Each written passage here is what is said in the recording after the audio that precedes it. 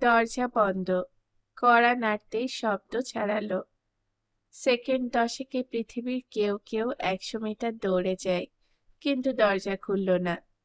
দ্বিতীয়বার কড়া নাড়তেই পেছন থেকে এক বিধবা বুড়ি বলল, চোরের মতন থাকে, সহজে সাড়া দেয় না। এই বুড়ি বৃষ্টি না হলে গলির পাশে দরজার গায়ে বসে থাকে 24 ঘন্টা। কে যাচ্ছে কে আসছে তা নাকি শকুনের মতো খুঁটিয়ে দেখে। এক রাত্রে কাজ থেকে ফিরছিল অর্ক। বস্তির একটি যুবতী বউ তার কিছুটা সামনে হেঁটে এখান দিয়ে ফিরছিল। বুড়ি ডাকলো, ও বউ বউ, যখন বেরোস তখন তো পাই না, ফেরার সময় এত ফুলের বাস কোত্থেকে নিয়ে ফিরিস? বউটি থমকালো। উফ, সব গেছে, কিন্তু নাক আর চোখ গেল না। মরলে বস্তির লোক বেঁচে যাবে। বউটি চলে গেলে বুড়ি অর্কর দিকে তাকিয়ে হাসলো। সত্যি কথা আজকাল কারোর ভালো লাগে না। অর্ক জবাব দেয়নি। দরজা খুলল রামজি। খুলে অর্ককে দেখে হেসে হিন্দিতে বলল, সরি, ল্যাট্রিনে ছিলাম, খুব তাড়াতাড়ি ফিরে এলেন। দরজা বন্ধ করে উঠোনে দাঁড়িয়ে অর্ক বলল, ওখানে তেমন কোনো কাজ ছিল না। আপনি কেমন ছিলেন? অসুবিধে হয়নি তো? হাসলেন রামজি। তেমন কিছু নয়, যা হয়েছে তা স্বাভাবিক। চা বানাই? মাথা নেড়ে ঘরে ঢুকে গেল অর্ক। চারপাশে তাকিয়ে খুশি হলো সে। মা বাড়িতে থাকতেই এই ঘর এত গোছানো থাকতো না। রামজির রুচি খুবই ভালো। বাড়িতে যেহেতু কোনো মহিলা নেই, তাই রামজি বারমুডা আর গেঞ্জি পরে থাকে। প্রথম দিনেই সে অর্কর কাছ থেকে অনুমতি নিয়েছিল। ওর সঙ্গে কথা বলতে হলে হিন্দি না হয় ইংরেজিতে বলতে হয়। অর্ক হিন্দিতে স্বাচ্ছন্দ্য নয়। বলার সময় কোনো শব্দের হিন্দি জানা না থাকলে বাধ্য হয়ে বাংলাটাই বলে। রামজির গুণ হলো শব্দ না বুঝলেও প্রশ্ন করে না। শরীর আরাম চাইছিল। বাথরুমে ঢুকে একবারে স্নান করে বেরিয়ে এলো অর্ক। রামজি দুটো প্লেটে রুটি তরকারি নিয়ে এলো। অর্ক খুব খুশি হলো। বা, খুব খিদে পেয়েছিল, থ্যাংক ইউ। জলপাইগুড়িতে যাওয়ার আগে সে রামজিকে খাবার বানাতে দেয়নি। সকালে ভাতে ভাত নিজেই করত। রাত্রের খাবার বেলগাছিয়ার মোড়ে ঠাকুরের দোকান থেকে কিনে আনতো। এখন খেতে খেতে বুঝলো রামজিরা নিশ্চয়ই মোটা মোটা রুটি খায়, মোটা হলেও সুস্বাদু। পাড়ার ছেলেরা আপনাকে কিছু বলেছে? অর্ক জিজ্ঞাসা করলো। রামজি হাসলো, তেমন কিছু না। আমি কে, কোথা থেকে এসেছি, আপনার সঙ্গে আমার কি সম্পর্ক, এইসব। এই গলিতে যে বুড়ি বসে থাকে সে আমার সম্পর্কে ভালো কথা বলেছে। কি বলেছে? আমি ভালো মানুষ, বাড়ির ভেতরে চুপচাপ থাকি। আমার কাছে এখন পর্যন্ত কোনো লোককে আসতে দেখেনি। বস্তির কোনো মেয়ের দিকে আমি চোখ তুলেও তাকাই না। রামজি হাসলো। পাড়ার ছেলেদের কি জবাব দিয়েছেন? একটু মিথ্যে বলতে হলো। আমার ভোটার কার্ডে লেখা আছে আমি বলরাম মাহাতো, তাই বললাম নাম বলরাম। থাকি হাজারিবাগে। আমার পাশের বাড়ির বাঙালিদার অনুরোধে অর্কদা থাকতে দিয়েছেন। ওরা একসঙ্গে স্কুলে পড়তেন। আমি এখানে চাকরির খোঁজে এসেছি, ইন্টারভিউ দিয়েই চলে যাব।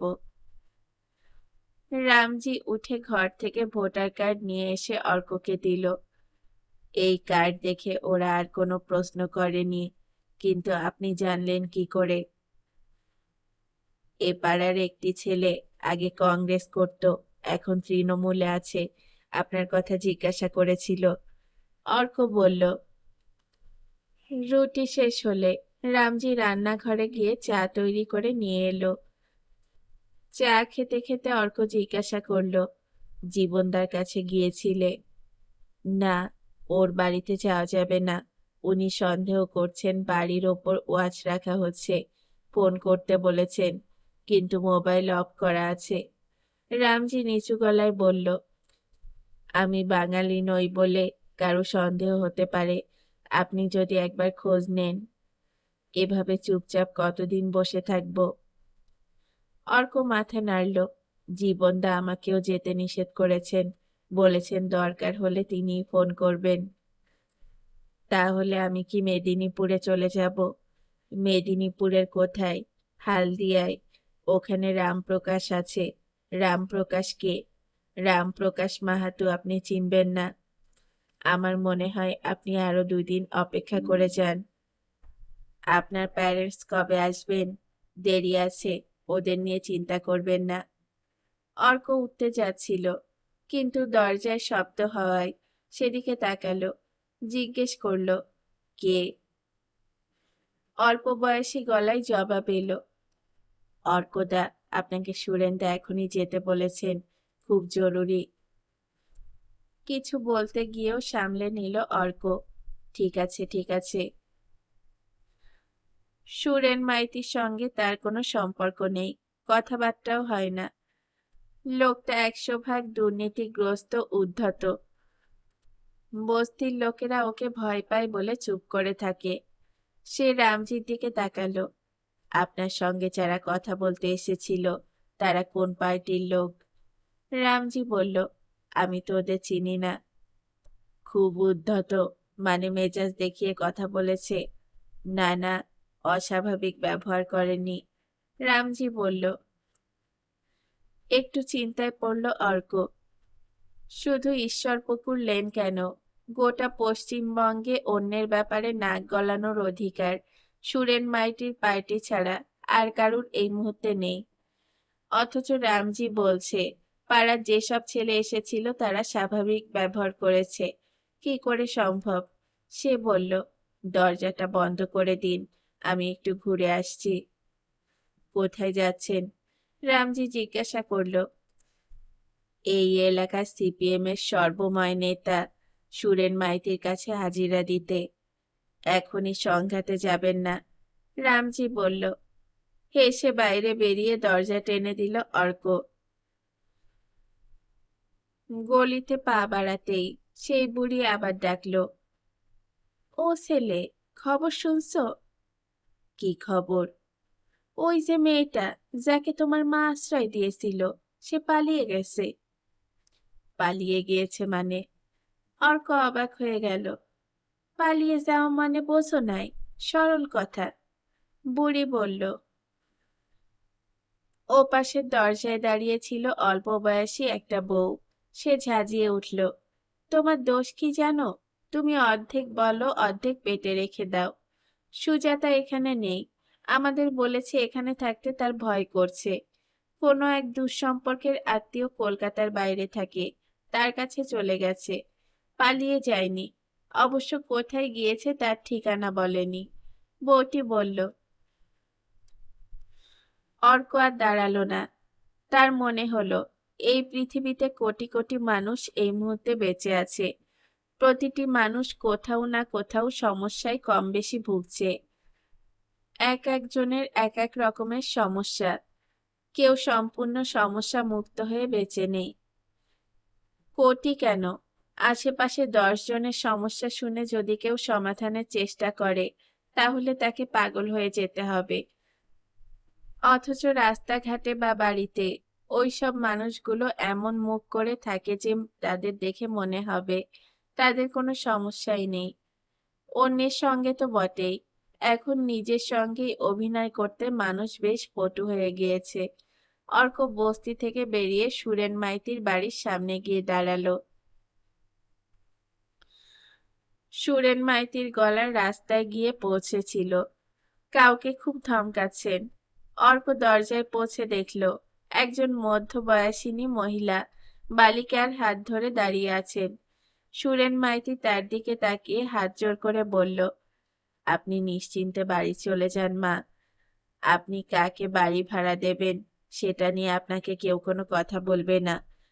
যদি বলে তাহলে তাকে এ পাড়া ছেড়ে যেতে হবে। মা বোনদের ইজ্জত সবার আগে, যান আপনি। কি বলে যে ধন্যবাদ দেব? ভদ্রমহিলা কৃতজ্ঞ গলায় বললেন, ছি ছি, এসব কি বলছেন? আসুন আসুন।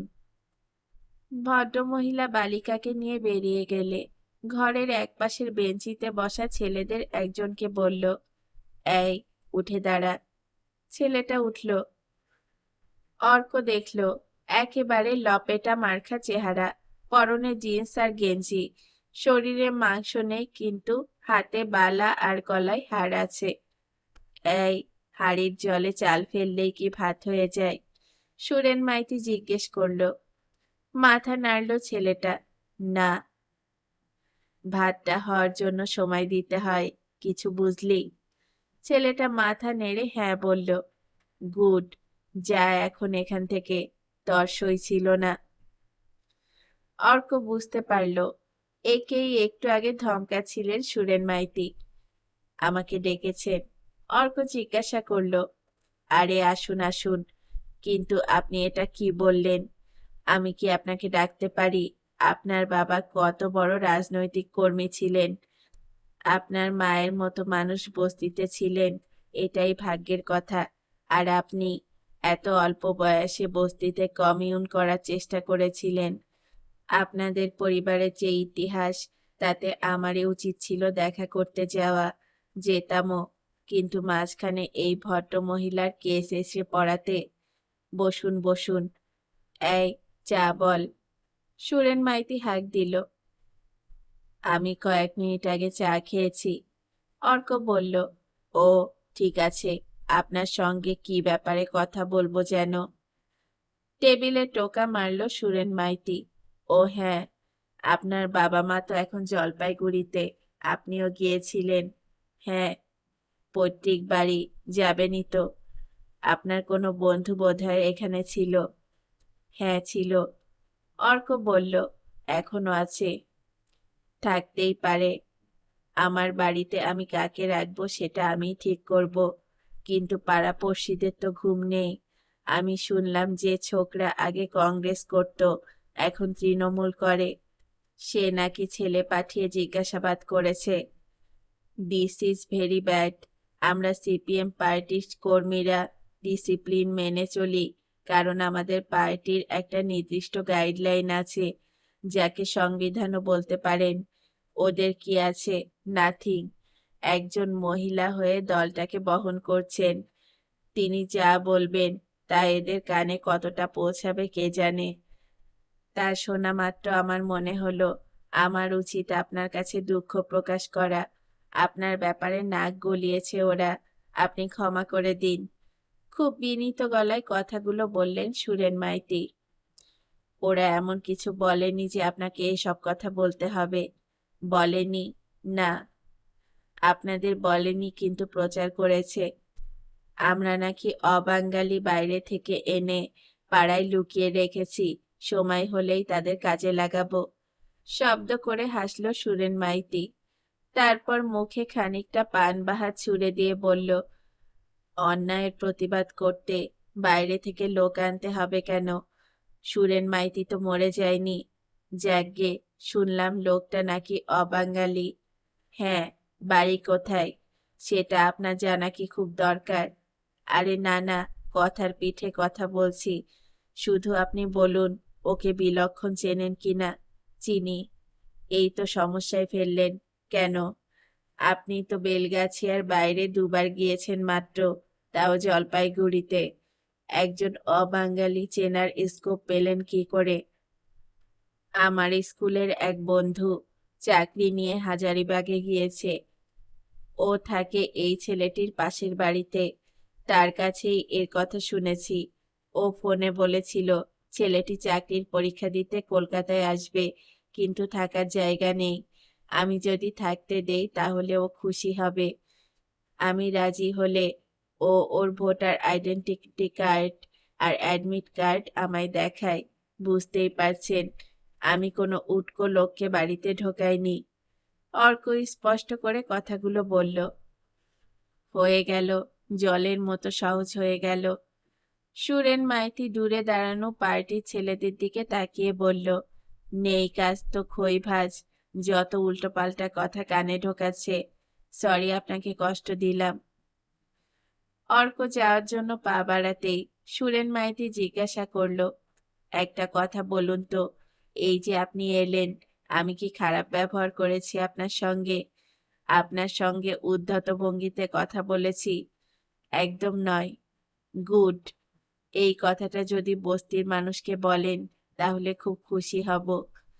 উঠে দাঁড়ালো সুরেন মাইতি। অপপ্রচার, আমাদের বিরুদ্ধে অপপ্রচার শুরু হয়ে গেছে। দেশের উন্নতি করতে শিল্প স্থাপন করা জরুরি, কিন্তু শিল্প তো আকাশে তৈরি হতে পারে না। কলকারখানা করতে জমি দরকার, মানেন তো? নিশ্চয়ই। তাহলে আপনি বুঝলেন, কিন্তু ওরা তো কৃষকদের খেপাচ্ছে। কারখানার জন্য শিল্পপতিদের জমি চাই। কৃষকদের সমস্ত স্বার্থ অক্ষুণ্ণ রেখে এক ফসলি জমি যদি কারখানার জন্য নিতে চাই, তাহলে বলা হচ্ছে আমরা তাদের গলায় পা দিয়ে মেরে ফেলতে চাইছি। 1 বিঘে জমিতে খরচ করে চাষের পর যে ধান হয় তার দাম আর কত? একজন কৃষককে সেই 1 বিঘের জন্য যে টাকা দেওয়া হচ্ছে তা ব্যাংকে রাখলে সুদের পরিমাণ 5 গুণ হবে। আরো ভালোভাবে বাঁচতে পারবে তারা। কিন্তু সেন্টিমেন্টে সুড়সুড়ি দিয়ে জমিকে মা বানিয়ে ভূমি রক্ষা আন্দোলন করা হচ্ছে। মানুষের সবচেয়ে দুর্বল জায়গা হলো, কেউ যদি সেটা তার সেন্টিমেন্টে সুড়সুড়ি দেয় তাহলে বাস্তব জ্ঞান হারিয়ে ফেলে। দেখুন, এত বছর গেল, কংগ্রেসকে কোথাও দেখেছেন? সাইনবোর্ডের দল হয়ে গেছে। ওই সেন্টিমেন্ট এক্সপ্লয়েট করে নতুন একটা দল দাঁড়াতে চাইছে। অর্ক হাসল। আমাকে এসব বলছেন কেন? আমি শহরের মানুষ, জমি জমা নেই, রাজনীতির সঙ্গে কোনো সম্পর্ক রাখি না। চলি। হুম। আমাদের বড় শত্রু হলো মাওবাদীরা। ওরা মদদ পাচ্ছে এদের কাছ থেকে। এখন কলকাতা শহর হলো মাওবাদীদের লুকিয়ে থাকার পক্ষে আদর্শ জায়গা। একটা প্রশ্ন যখন উঠেছে, তখন আপনার গেস্টের রেকর্ড কার্ড থানায় থাকা উচিত। আমি বড়বাবুকে বলে দেব, যাতে আপনি গেলে ভালো ব্যবহার করেন। না বললে বুঝতেই পারছেন, পুলিশের চরিত্র বদলায় না। অর্ক আর দাঁড়ালো না। সুরেন মাইতিকে তার এতকাল মনে হতো একজন গোয়ার অশিক্ষিত উদ্ধত মানুষ, যে নেতাদের পায়ে পায়ে তেল দিয়ে ক্ষমতার হাতে রেখে চলেছে। আজ বুঝতে পারল, পার্টি ওর ব্রেন ওয়াশ এমন ভাবে করেছে যে শিক্ষিত মানুষের মতো কথা বলা রপ্ত করতে পেরেছে।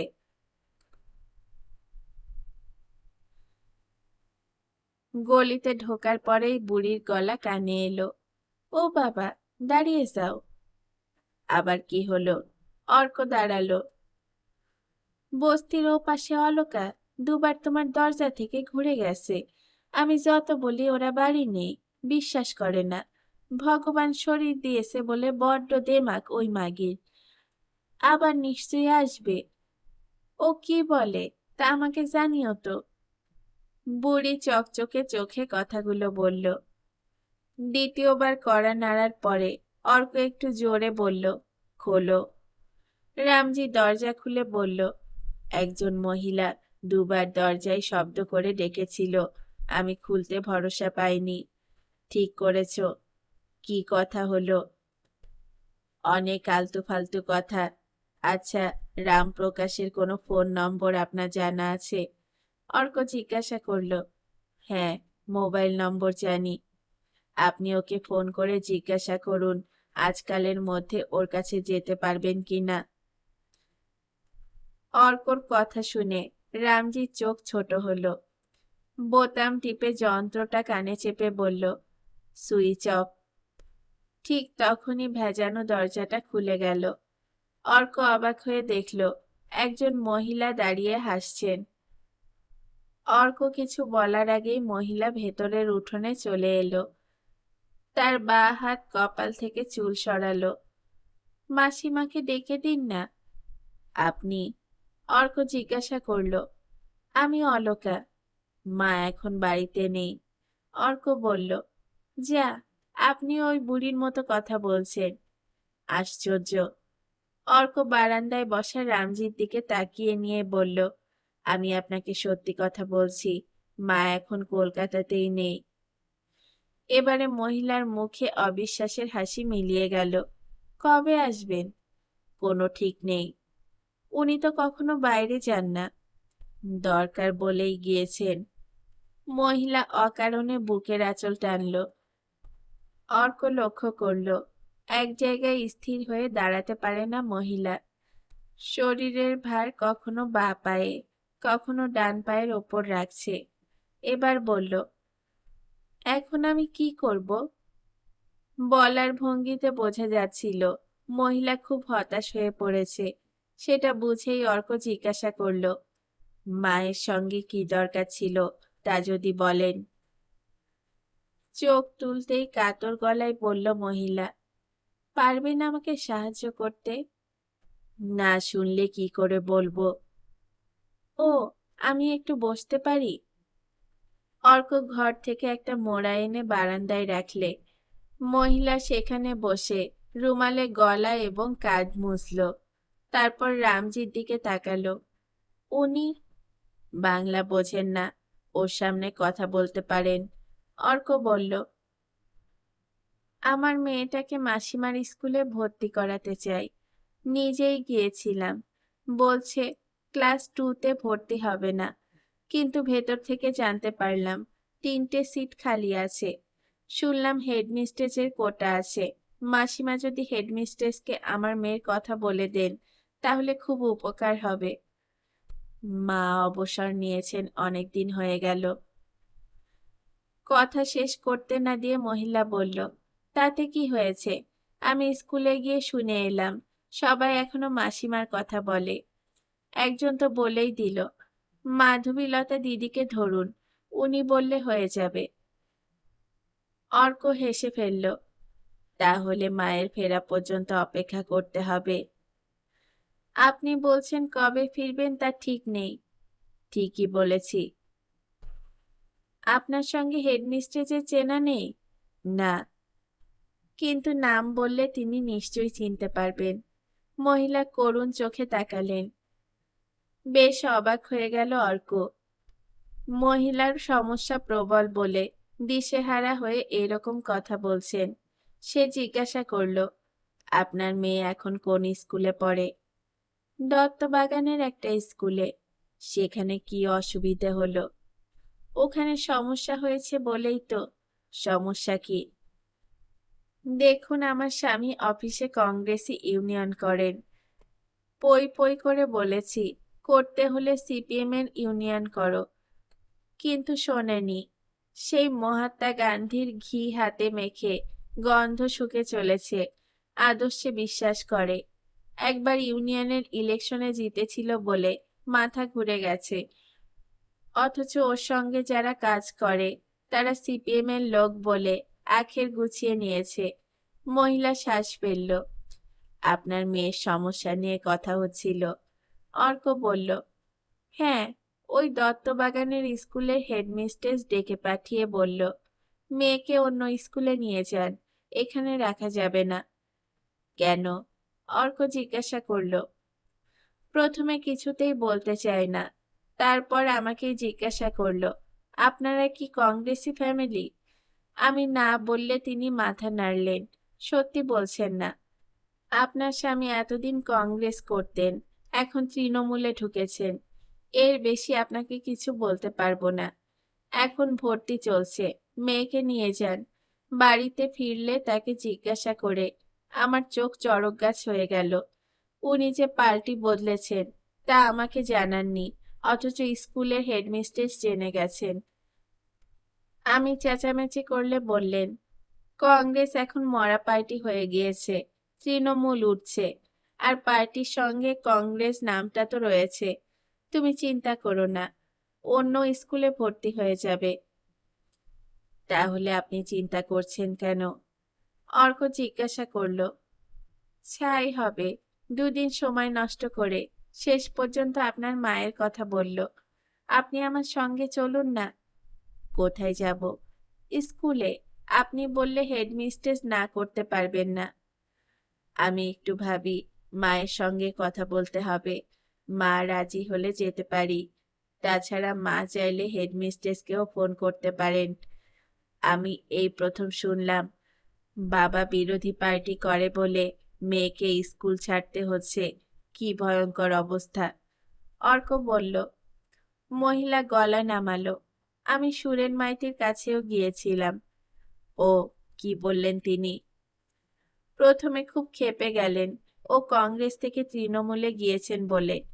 বললেন, কংগ্রেসে ছিল, ওটা থাকা আর না থাকা তো একই কথা। কিন্তু কোন আক্কেলে তৃণমূলে গেল? এই তো আমাদের বিরুদ্ধে ডাইরেক্ট অ্যাকশনে নামা। আমি বললাম, এ কথা কেন বলছেন?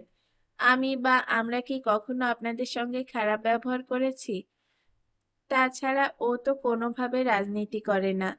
বস্তিতে কখনো কি দেখেছেন আপনার বিরুদ্ধে মিটিং করতে? আপনার ওপরই ভরসা করি। অর্ক হাসল। কি বললেন তিনি? অনেক বলার পরে একটু নরম হলেন। বললেন, স্কুলের প্রেসিডেন্টের সঙ্গে কথা বলবেন। একদিন সন্ধেবেলা ওর সঙ্গে তার বাড়িতে যেতে হবে। গিয়েছিলেন? না না, ও কথা বলার সময় উনি যেভাবে তাকিয়েছিলেন, তারপর আর যেতে সাহস হয়নি। মেয়েরা পুরুষের কিছু কিছু চাহনি চিনতে পারে।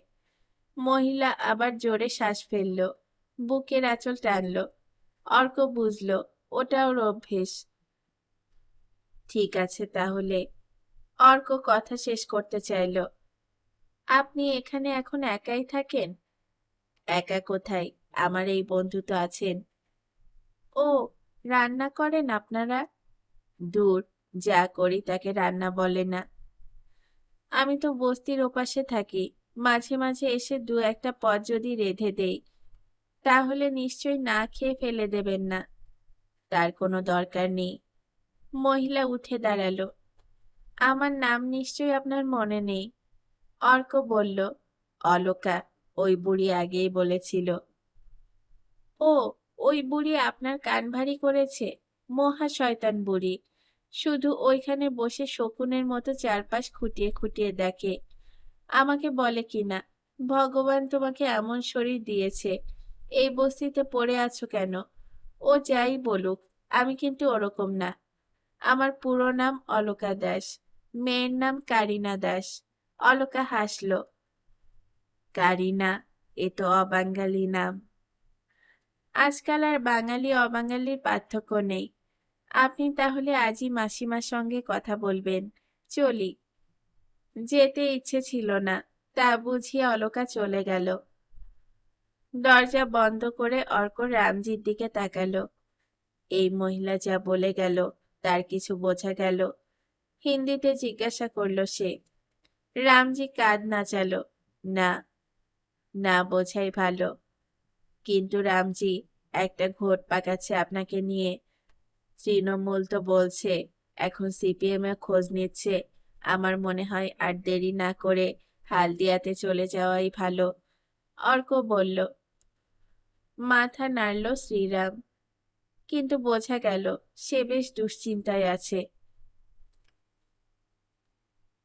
শেষ পর্যন্ত রামপ্রকাশের সঙ্গে যোগাযোগ করতে পারল শ্রীরাম। তখন অনেক রাত, অর্ক ঘুমিয়ে পড়েছিল। উঠোনে খোলা আকাশের নিচে বসে কথা বলছিল শ্রীরাম। রামপ্রকাশ বলল, এখনই এখানে আসা ঠিক হবে না। মোবাইলে কম কথা বলা ভালো।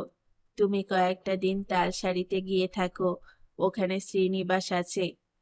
7 নম্বরটা কল্পনা করে নেবে। তার কয়েক মিনিট পরে SMS এলো।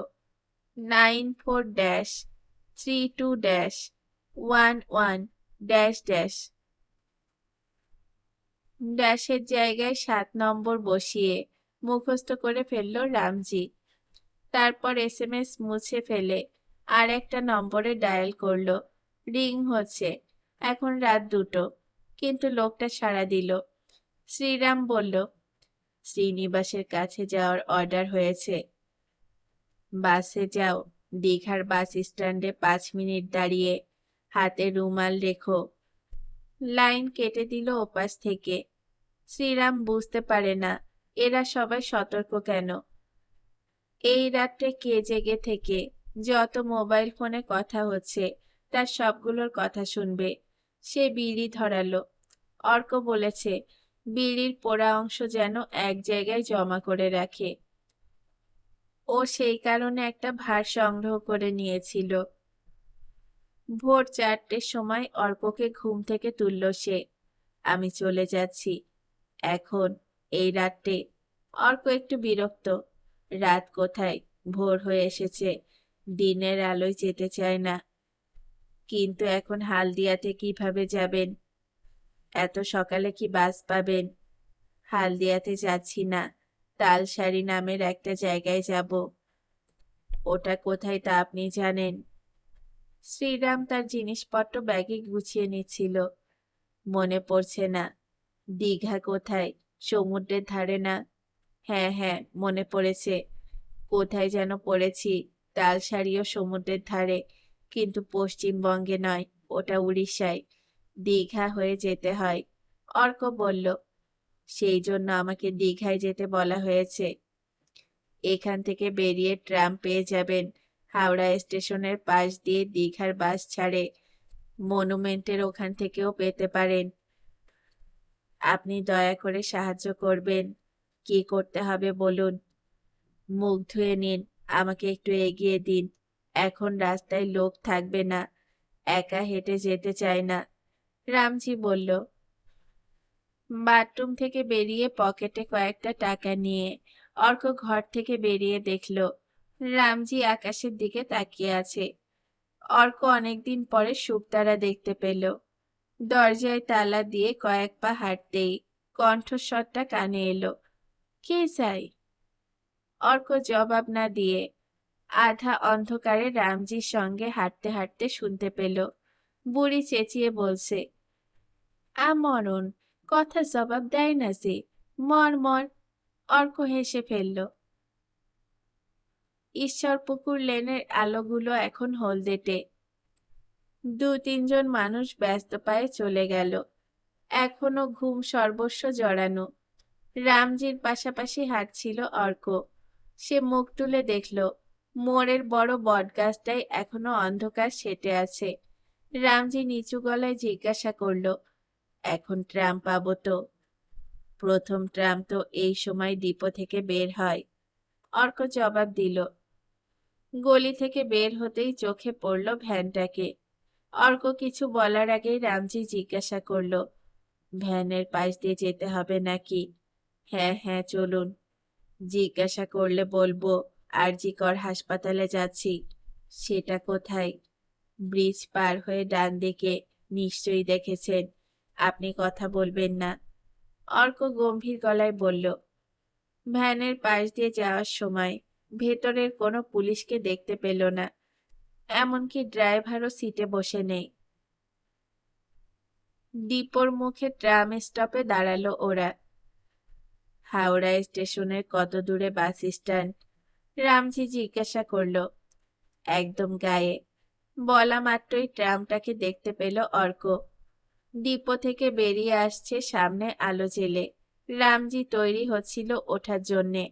অর্ক বলল, এটা 1 নম্বর ট্রাম। এসপ্ল্যানেড যাচ্ছে, হাওড়ায় নয়।